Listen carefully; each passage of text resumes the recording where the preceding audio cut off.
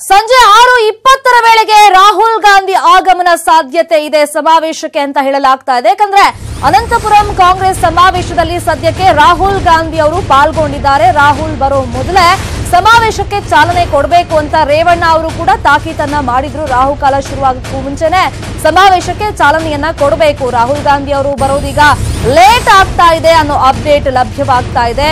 ಅನಂತಪುರಂನಿಂದ ಇನ್ನೂ ಕೂಡ ರಾಹುಲ್ ಗಾಂಧಿ ಹೊರಟಿಲ್ಲ. ಬೆಂಗಳೂರಿಗೆ 6 ಗಂಟೆಗೆ ರಾಹುಲ್ ಗಾಂಧಿ ಅವರು ಆಗಮಿಸ್ತಾರೆ ಅಂತ ಹೇಳಲಾಗ್ತಾ ಇದೆ. ಸಂಜೆ 6ರಿಂದ 6:15 ವೇಳೆಗೆ ಸಮಾವೇಶವನ್ನ ಜಾಯಿನ್ ಆಗ್ತಾರೆ ರಾಹುಲ್ ಗಾಂಧಿ ಅವರು.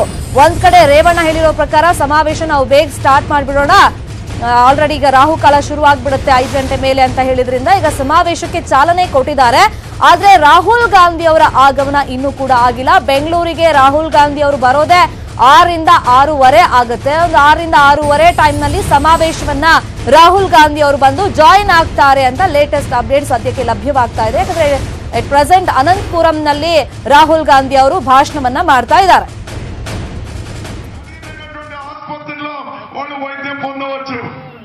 And then there is the other India, the India of our farmers, the India of our youth, the India of our small shopkeepers. షావుకారులని ఒక భారతదేశమైతే సామాన్యులు, రైతులు, యువకులు, మహిళలు, కూలీలు వీరికి వేరే భారతదేశంగా విభజించినారు. These people work 24 hours a day. వీళ్ళు నేను చెప్పిన సామాన్యులు ఎవరైతే ఉన్నారో 24 గంటలు కష్టపడి పని చేసేవారు. They face joblessness. వారు ఉద్యోగాలు లేకుండా అల్లాడిపోతా ఉన్నారు. Farmers commit suicide.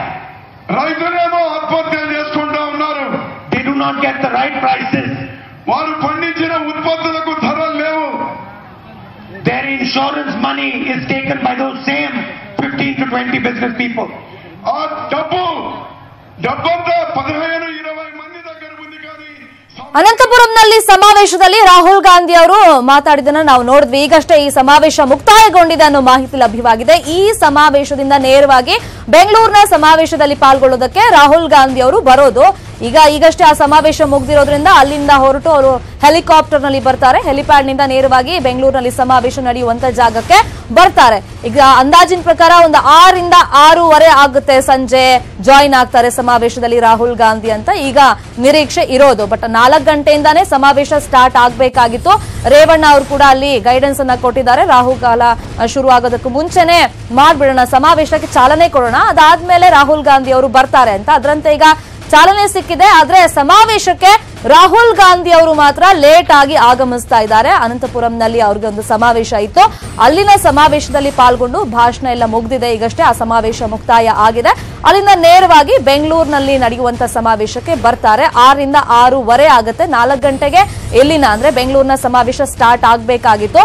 Rahul Gandhi ಅವರು ಲೇಟ್ ಆಗಿ ಬರ್ತಾ ಇರೋದ್ರಿಂದ ಈಗ 6:20 ವೇಳೆಗೆ ರಾಹುಲ್ ಗಾಂಧಿ ಅವರು ಬೆಂಗಳೂರಿನ ಸಮಾವೇಶಕ್ಕೆ ಬರುವಂತ ನಿರೀಕ್ಷೆ ಇದೆ. ಅದಕ್ಕೋಸ್ಕರ ಎಲ್ಲಾ ಸಿದ್ಧತೆಗಳು ಕೂಡ ಆಗಿದೆ. ಇನ್ನು ರಾಹುಲ್ ಗಾಂಧಿ ಬರೋ ಮುಂಚೆನೆ ಸಮಾವೇಶಕ್ಕೆ ಚಾಲನೆಯನ್ನ ಕೊಟ್ಟಿದ್ದಾಗಿದೆ. ಯಾಕಂದ್ರೆ HD ರೇವಣ್ಣ ಅವರ ಅಣತಿಯಂತೆ ರಾಹುಕಾಲ ಶುರುವಾಗ್ಬಿಡುತ್ತೆ, ನಾವು ರಾಹುಲ್ ಗಾಂಧಿ ಬರೋಕ್ಕೂ ಮುಂಚೆನೆ ಚಾಲನೆ ಕೊಡೋಣ ಅಂತ ಹೇಳಿದಕ್ಕೋಸ್ಕರನೇ ಮುಖಂಡರೆಲ್ಲ ಸೇರಿ ಈಗ ಚಾಲನೆಯನ್ನ ಕೊಟ್ಟಿದ್ದಾಗಿದೆ. ಅಂದ್ರೆ ಸಮಾವೇಶ ಆಲ್ರೆಡಿ ಸ್ಟಾರ್ಟ್ ಆಗಿದೆ. ಆದ್ರೆ ಎಲ್ಲರೂ ಕೂಡ ಈಗ ನಿರೀಕ್ಷೆ ಮಾಡ್ತಿರೋದು ರಾಹುಲ್ ಗಾಂಧಿ ಅವರು ಯಾವಾಗ ಬರ್ತಾರೆ ಅಂತ. ಸಾಕಷ್ಟು ಸಂಖ್ಯೆಯಲ್ಲಿ ಕಾರ್ಯಕರ್ತರು ಕೂಡ ಜಮಾವಣೆಗೊಂಡಿದ್ದಾರೆ. ಯಾಕಂದ್ರೆ ದೋಸ್ತಿ ಪಕ್ಷಗಳ ಪರಿವರ್ತನಾ ಸಮಾವೇಶ ಇದಾಗಿರೋದ್ರಿಂದ ಜೆಡಿಎಸ್ ಕಾರ್ಯಕರ್ತರನ್ನು ಕೂಡ ಕರ್ಕೊಂಡ್ ಬಂದಿದ್ದಾರೆ. ಜೊತೆಗೆ ಕಾಂಗ್ರೆಸ್ನ ಕಾರ್ಯಕರ್ತರು ಕೂಡ ಸಾಕಷ್ಟು ಸಂಖ್ಯೆಯಲ್ಲಿ ಬಂದು ಜಮಾವಣೆಗೊಂಡಿದ್ದಾರೆ. ಇನ್ನೇನು ರಾಹುಲ್ ಗಾಂಧಿ ಅವರು ಬರ್ತಾ ಇದ್ದಾರೆ ಅನ್ನೋ ಟೈಮ್ನಲ್ಲೂ ಇನ್ನಷ್ಟು ಆ ಕಾರ್ಯಕರ್ತರ ಸಂಖ್ಯೆ ಜಾಸ್ತಿ ಆಗುವಂತ ಚಾನ್ಸಸ್ ಇದೆ. ಈಗ ಸದ್ಯಕ್ಕೆ ಲೇಟ್ ಆಗ್ತಿರೋದು ಯಾಕೆ ಅಂದ್ರೆ ಅನಂತಪುರಂನಿಂದ ಈಗ ಆಲ್ರೆಡಿ ರಾಹುಲ್ ಗಾಂಧಿ ಅವರು ಹೊರಟಿದ್ದಾರೆ. ಅಲ್ಲಿ ಸಮಾವೇಶ ಇತ್ತು, ಭಾಷಣ ಎಲ್ಲ ಈಗ ಮುಗಿದು ಸಮಾವೇಶ ಕಂಪ್ಲೀಟ್ ಆಗಿದೆ. ಅಲ್ಲಿಂದ ಈಗ ಹೊರಟಿದ್ದಾರೆ ರಾಹುಲ್ ಗಾಂಧಿ ಅವರು. ಬೆಂಗಳೂರಿಗೆ ಒಂದು ಸುಮಾರು 6 ಗಂಟೆಗೆ ಬರ್ತಾರೆ. ಇನ್ನು ಹೆಲಿಪ್ಯಾಡ್ ನಲ್ಲಿ ಬಂದು ಅಲ್ಲಿಂದ ಸಮಾವೇಶ ಜಾಗಕ್ಕೆ ಬರಕ್ಕೆ 6ರಿಂದ 6:15 ಒಳಗಡೆ ರಾಹುಲ್ ಗಾಂಧಿ ಅವರು ಸಮಾವೇಶದಲ್ಲಿ ಜಾಯಿನ್ ಆಗ್ತಾರೆ. ಇನ್ನು ಲಕ್ಷಾಂತರ ಸಂಖ್ಯೆಯಲ್ಲಿ ಅಲ್ಲಿ ಕಾರ್ಯಕರ್ತರಿಗೆ ಚೇರ್ಗಳನ್ನೆಲ್ಲ ಹಾಕಿದ್ದಾರೆ. ಮುಖಂಡರನ್ನು ಕೂಡ ನಾವು ಗಮನಿಸಬಹುದು. ಸಾಕಷ್ಟು ಸಂಖ್ಯೆಯಲ್ಲಿ ಕಾರ್ಯಕರ್ತರು ಕೂಡ ಬೆಂಗಳೂರಿನ ಸಮಾವೇಶದಲ್ಲಿ ಜಮಾವಣೆಗೊಂಡಿದ್ದಾರೆ.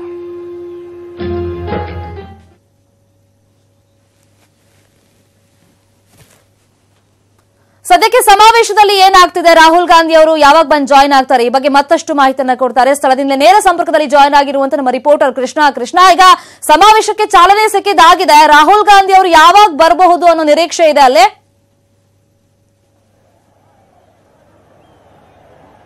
ಶರ್ಮಿತಾ, ಈಗಾಗಲೇ ಇನ್ನೇನು ಕೆಲವೇ ಕ್ಷಣಗಳಲ್ಲಿ ಎಸಿಸಿ ಅಧ್ಯಕ್ಷರಾಗಿರ್ತಕ್ಕಂಥ ರಾಹುಲ್ ಗಾಂಧಿ ಅವರು ಬಿಐಸಿಸಿ ಮೈದಾನ ಏನಿದೆ ಇದಕ್ಕೆ ಕೆಲವೇ ಕ್ಷಣಗಳಲ್ಲಿ ಆಗಮಿಸುವಂತಹ ಸಾಧ್ಯತೆ ಇದೆ.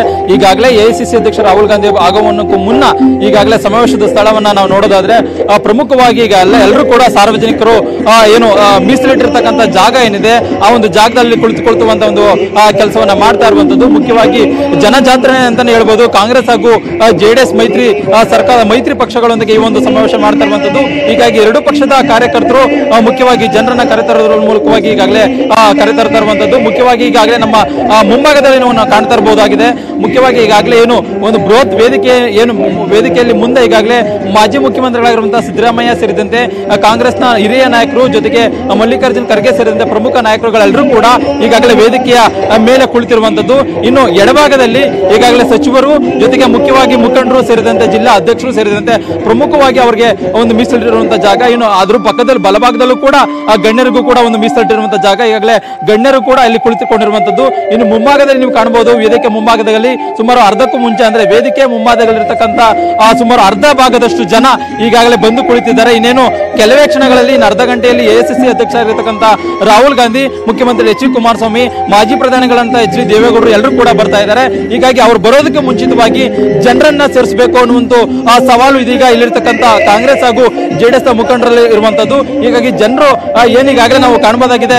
ಅಲ್ಲಿ ಅಂದ್ರೆ ನೈಸ್ ರಸ್ತೆ ಏನಿದೆ, ಮುಖ್ಯವಾಗಿ ಡಬಲ್ ರೋಡ್ ಅಂದ್ರೆ ತುಮಕೂರು ರಸ್ತೆ ಏನಿದೆ, ಆ ತುಮಕೂರು ರಸ್ತೆಯಲ್ಲಿ ಈಗಾಗಲೇ ಜನರು ಸಾಕಷ್ಟು ಸಂಖ್ಯೆಯಲ್ಲಿ ಜನರು ಜಾತ್ರೆ ಆದ್ರೆ ಬರ್ತಾ ಇದ್ದಾರೆ.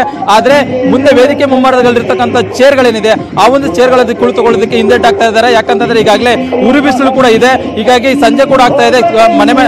ಏನು ಊರಿಂದ ಏನ್ ಬಂದಿದ್ದಾರೆ ಮನೆಗೂ ಕೂಡ ಹೋಗ್ಬೇಕಾಗುತ್ತೆ. ಹೀಗಾಗಿ ಅವರೆಲ್ಲರೂ ಕೂಡ ಅಲ್ಲೇ ನಿಂತಿರುವಂತದ್ದು. ಹೀಗಾಗಿ ಅವರನ್ನ ಇದೀಗ ವೇದಿಕೆ ಮುಂಭಾಗದಲ್ಲಿ ಕರೆತರುವಂತಹ ಒಂದು ಕೆಲಸವನ್ನ ಇದೀಗ ಮುಖಂಡರು ಮಾಡ್ತಾ ಇರುವಂತದ್ದು. ಇನ್ನು ನಮ್ಮ ಎಡಭಾಗದಲ್ಲಿ ನೀವು ಕಾಣಬಹುದಾಗಿದೆ ಶರ್ಮಿತಾ, ಮುಖ್ಯವಾಗಿ ಈಗಾಗಲೇ ಇಲ್ಲಿ ಒಂದು ಹೆಲಿಪ್ಯಾಡ್ ಅನ್ನ ನಿರ್ಮಾಣ ಮಾಡಲಾಗಿದೆ. ಇಲ್ಲೇ ಮುಖ್ಯವಾಗಿ ಎಐಸಿಸಿ ಅಧ್ಯಕ್ಷರಾಗಿರ್ತಕ್ಕಂಥ ರಾಹುಲ್ ಗಾಂಧಿ ಅವರು ಇದೇ ಒಂದು ಜಾಗದಲ್ಲಿ ಬಂದು ಅಂದ್ರೆ ಹೆಲಿಪ್ಯಾಡ್ ಏನಿದೆ, ಅದು ಹೆಲಿಕಾಪ್ಟರ್ ಏನಿದೆ ಅದು ಇಲ್ಲೇ ಕೂಡ ಒಂದು ಲ್ಯಾಂಡ್ ಆಗುತ್ತೆ. ಹೀಗಾಗಿ ಇಲ್ಲಿ ಲ್ಯಾಂಡ್ ಆದ ನಂತರವಾಗಿ ಎಐಸಿಸಿ ಅಧ್ಯಕ್ಷರಾಗಿರುವಂತಹ ರಾಹುಲ್ ಗಾಂಧಿ ಅವರನ್ನ ನಂತರ ಇಲ್ಲಿರತಕ್ಕಂಥ ಡಿಸಿಎಂ ಪರಮೇಶ್ವರ್ ಆಗಿರೋದು, ಮಾಜಿ ಮುಖ್ಯಮಂತ್ರಿ ಸಿದ್ದರಾಮಯ್ಯ, ಮುಖ್ಯಮಂತ್ರಿ ಎಚ್ ಡಿ ಕುಮಾರಸ್ವಾಮಿ ಎಲ್ಲರೂ ಕೂಡ ಅವರನ್ನ ಸ್ವಾಗತ ಮಾಡಿ ಒಂದು ವೇದಿಕೆ ಕರೆದುಕೊಂಡು ಹೋಗ್ತಾರೆ. ಜೊತೆಗೆ ಡಿಸಿಎಂ ಪರಮೇಶ್ವರ್ ಅವರು ಇಲ್ಲಿ ಹೆಲಿಪ್ಯಾಡ್ ಏನಿದೆ, ಹೆಲಿಪ್ಯಾಡ್ ಸ್ಥಳ ಏನಿದೆ ಇದೀಗ ಬಂದು ಕಾದು ಕುಳಿತಿರುವಂತದ್ದು. ಶರ್ಮಿತಾ, ಇನ್ನೇನು ಕೆಲವೇ ಕ್ಷಣಗಳಲ್ಲಿ ಎಐಸಿಸಿ ಅಧ್ಯಕ್ಷರಾಗಿರ್ತಕ್ಕಂಥ ರಾಹುಲ್ ಗಾಂಧಿ ಅವರು ಈ ಒಂದು ಸಮಾವೇಶ ಸ್ಥಳಕ್ಕೆ ಬರ್ತಾ ಇರುವಂತದ್ದು. Sharmita Shetty. Okay, thank you Krishna ತಮ್ಮೆಲ್ಲ ಇನ್ಫಾರ್ಮೇಶನ್ಗೆ.